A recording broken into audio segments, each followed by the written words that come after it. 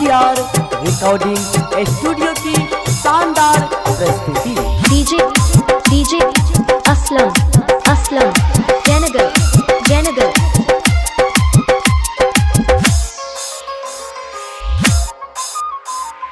नैना से नैना मिला का दिल के तू घायल कलहिन गए, हमरा दीवाना बनलहिन गए।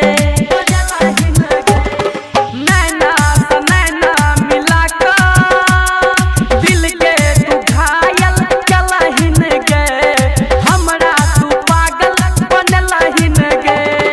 अहिना जो छोड़ी का जाय का छलो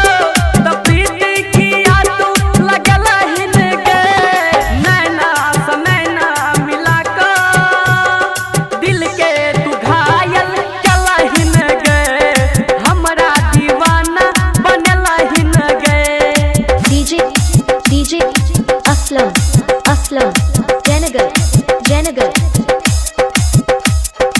आरपीआर रिकॉर्डिंग स्टूडियो की शानदार प्रस्तुति।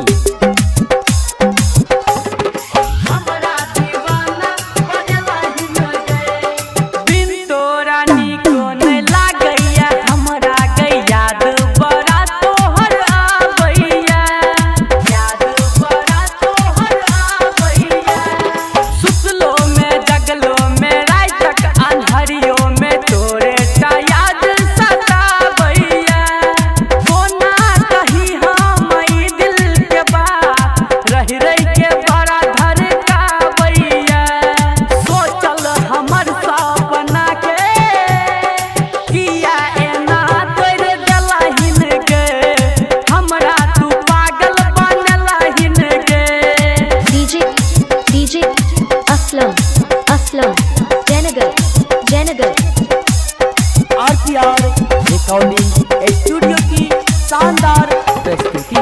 हमरा तू पागल बनलहिन गे, प्यासल नैना इधर सो तोरा लेल व्याकुल मनी बोलाबो तोरे, व्याकुल मनी बोलाबो तोरे। खून स लिखने छी दिल पर अपन हम साजा सजा का नाम तोरे। कहियो हमर दर्द बुझ न पेला, छोड़ी के गेल भोरे भोरे। दोसर नाम के मेहदी हाथ पर अपन रचलहिन गे, अजितवा के पागल बनलहिन गे। नैना से नैना मिला का दिल के तू घायल कलहिन गए, हमरा तू पागल बनलहिन गए। अहिना जो छोड़ी का जाय का छलो त प्रीति किया तू लगलहिन गए। नैना से नैना मिला का दिल के तू घायल कलहिन गए, हमरा दीवाना बनलहिन गए। आरपीआर रिकॉर्डिंग स्टूडियो सर्दी सुंदरपुर।